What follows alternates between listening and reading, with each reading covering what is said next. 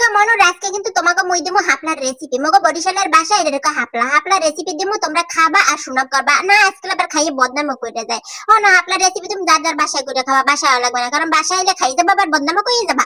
দেখো হাপলার দিকে কুড্ডা বাইডা লই ললাম এরপর সিদ্ধতে বহাই দিলাম লবণ দিয়ে দিলাম যাতে শাপলার কর্জগুলো তাড়াতাড়ি করে বেরিয়ে যায়। তো বাইরিং হয়ে গেছে মুই সাকতে দিছি এইদারে কিন্তু কড়াই বহাই দিয়ে আবার পেঁয়াজ কুচি আর কাঁচামরিচ কুচি দিয়ে দিলাম।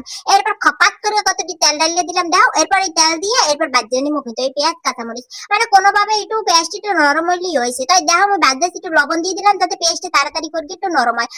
আবার অনেকে কয় বা খালি বরিশালের আঞ্চলিক ভাষা ব্যবহার করে তো আমি বরিশাল আমি কোন দেশের ভাষা ব্যবহার করবো তাও কিন্তু মোরে দেখলে কেউ বোঝে না যে মুই বরিশাল যাবা মোর কথা ভাষা কিছুতে কেউ বোঝে না মুই বরিশাল। তো দেখো রুই মাছের ডিম দিয়ে দিলাম রুই মাছের ডিম দিয়ে যদি হাপলা ভাজি করে কি যে মজা লাগে। তো আজকে মুই তোমাকে ফুল রেসিপিটা দেখামু দেখো এই যে রুই মাছের ডিম দিয়ে দিলাম এরপর একটা উলট পালট করে ভাজিয়ে নিলাম পেঁয়াজ কাঁচামরিচের সাথে একটা ডিমগুলো ভাজিয়ে নিলাম একটু ধনিয়ার গুঁড়ো দিয়ে দিলাম ধনিয়ার গুঁড়ো দিয়ে ডিমগুলো আবার লড়াই চেড়াই দিলাম যাতে সুন্দর করে ভাজা হয়। তো এই দেখো ভাজা হয়ে গেছে এখন কিন্তু মুই ওই যে সাইকে রাখছিলাম যে হাপলাডি দিয়ে দিলাম।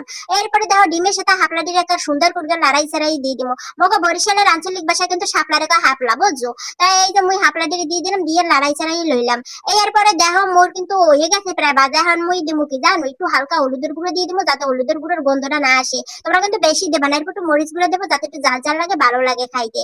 তো দেখো এরপর একটু ধনিয়ার গুঁড়ো অল্প পরিমাণে জিরার গুঁড়ো দিব দিয়ে লড়াই চাড়াইয়ে লমো এরপর 5-10 মিনিট রেখে নামাই নিলে কিন্তু হয়ে যাবে। তো আমার ভিডিও গুলো তোমাদের কাছে ভালো লাগলে মনুরা একটু লাইক কমেন্ট করবা শেয়ার করবা পাশে থাকবা আর সবাই সুস্থ থাকবা ভালো থাকবা ধন্যবাদ সবাইকে।